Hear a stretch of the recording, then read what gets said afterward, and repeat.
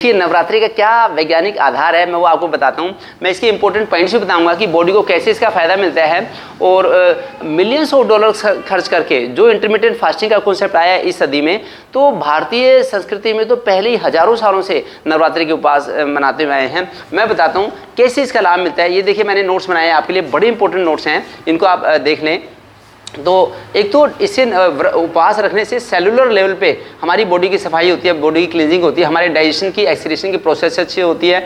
हम भोजन का जो भी भोजन थोड़ा सा ही भोजन लेते हैं नवरात्रि में, उसका पाचन अच्छा होता है, एक्सक्रीशन की प्रोसेस भी अच्छी होती है, हार्ट की पंपिंग भी इंप्रूव होती है, फैट की बर्निंग की प्रोसेस अच्छी होती है इससे। और हमारी जो BMR है, बेसल मेटाबॉलिक रेट, वो नीचे आ जाती है, उसका बेस लेवल नीचे चला जाता है और उससे स्ट्रेस लेवल डाउन हो जाता है हमारा। सारी बॉडी की रिएक्शंस कम होती हैं। 1 मिनट के अंदर अगर एक सेल के अंदर 30,000 रिएक्शन होती हैं रूटीन में, तो उसमें 10,000 रिएक्शन रहती हैं। उससे स्ट्रेस लेवल बॉडी का डाउन होता है और बॉडी में पॉजिटिविटी आती है, बॉडी में सकारात्मकता आती है, तो इससे उसका बड़ा फायदा मिलता है। फिर बॉडी की इम्यूनिटी बढ़ती है, बॉडी की हर सेल की इम्यूनिटी बढ़ती है, ओवरऑल इम्यूनिटी बढ़ती है।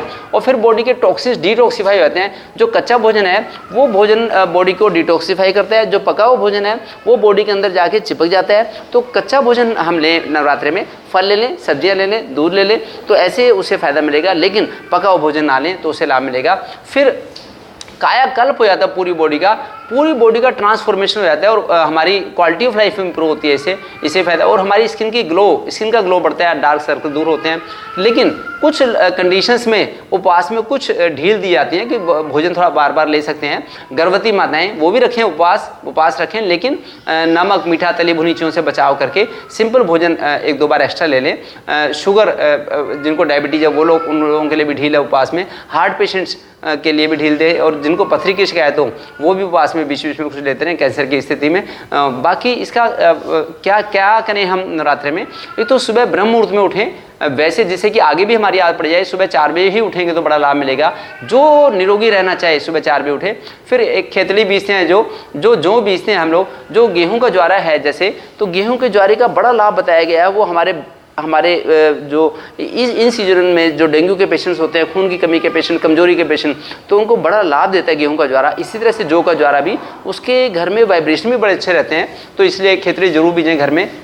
फिर जो जगाते हैं, जो लगातार अखंड जो जगती रहती है घर के अंदर, उससे भी बड़े ही घर की शुद्धि होती है, वातावरण की शुद्धि होती है, उसका लाभ उठाएं, ओज तेज हमारा बढ़ता है। ब्रह्मचर्य का पालन करें इसमें नवरात्रों में, स्पेशली संयम बरतें, भूमि पर सोएं, तो उससे भी फ़ायदा मिलेगा हमें। और भोजन सरल लें, जितना भी सरल भोजन लेंगे, फलाहार, दूध वगैरह, सिंघाड़ा या कुट्टे के आटे वगैरह का उपयोग सिंपल कर लेंगे तो बड़ा अच्छा रहेगा। ड्राई फ्रूट्स को भिगो के ले सकते हैं। ऐसे अगर हम नवरात्रि के उपवास रखेंगे तो बड़ा लाभ मिलेगा। देखिए नवरात्रि के उपवास रखने से हमारी शरीर की ब्लॉकेज खुलती है।